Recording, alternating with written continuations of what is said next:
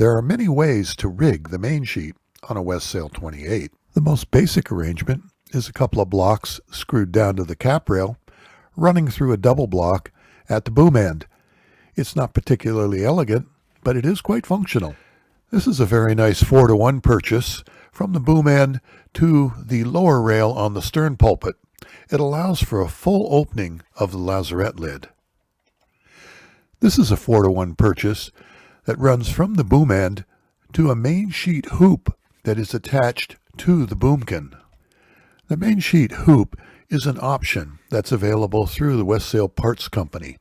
It attaches to the Westsail 28 stainless steel boomkin. The hoop extends up and over the top of the tiller. It has an attachment point for the main sheet in the middle above the tiller. This is our preferred main sheet arrangement. We have a traveler across the bridge deck.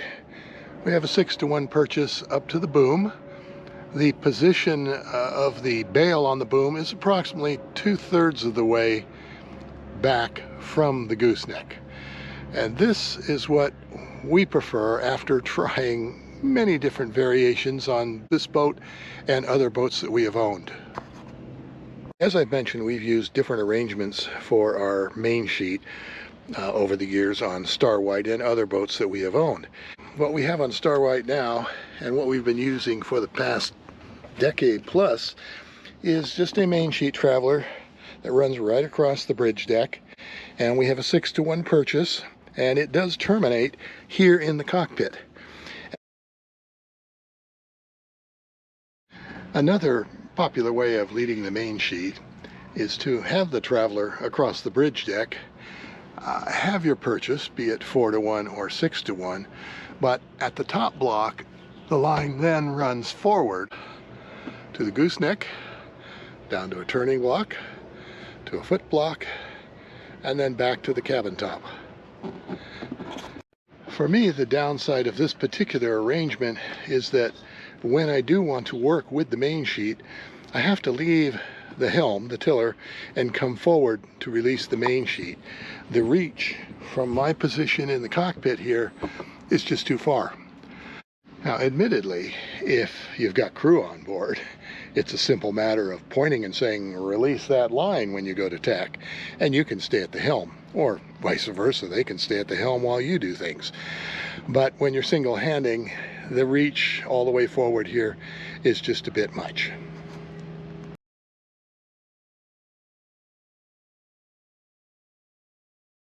One additional thing to keep in mind, if you are running your main sheet forward like this to the gooseneck, down to the deck, through a turning block and aft, is the diameter of the blocks. The diameter of the sheave on the block should be 7 times the diameter of the line. So a 1/2-inch line wants to run through a 3.5-inch sheave. Now, it will certainly pass through something smaller, but the downside of running it through smaller is that you get an increase in friction. Additionally, every time your line passes through a block and changes direction, you're increasing friction. An explanation I used to use at boat shows when I was trying to explain sheave diameter versus line diameter was to hold your finger out. Now, if your finger represents a piece of line, when the line is running straight, the friction on the skin on the top or the bottom is even. But as your line, or in this case your finger, starts to go around a sheave, the skin on the outside gets tighter, the skin on the inside gets much looser. The smaller the diameter, the tighter the friction on the outside and the more extra material on the inside.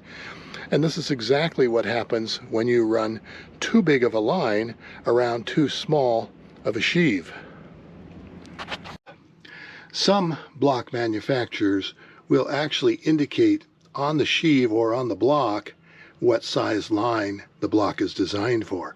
For example, this one here says 10 millimeter, 3/8 maximum line diameter. Now, I can tell you for a fact, I've put 1/2-inch line through this, but it doesn't feed through very well, and because of the friction, it's more difficult to use. I want to point out something when you're working with triple blocks. Please note here how the sheaves on this lower block are facing fore and aft. But as we go up the purchase, when we get up to the boom, the sheaves are now running athwartship. This is done intentionally so that we don't get any crossovers in the line or any increase in friction. If we were to mount the upper block facing fore and aft, we would end up with lines crossing one another and an increase in friction. I have found that 3/8 inch 10mm line and 60mm blocks work well for our halyards and sheets. The original Westsail factory specs called for 7/16 inch line, but rope design has greatly improved since the 1970s. I have both of our reefing lines led down the starboard side of the boom. This is a matter of personal preference in that when I go forward to reef the main, I'm going to have to go all the way forward to release the halyard because I do prefer my halyards to be terminated at the mast.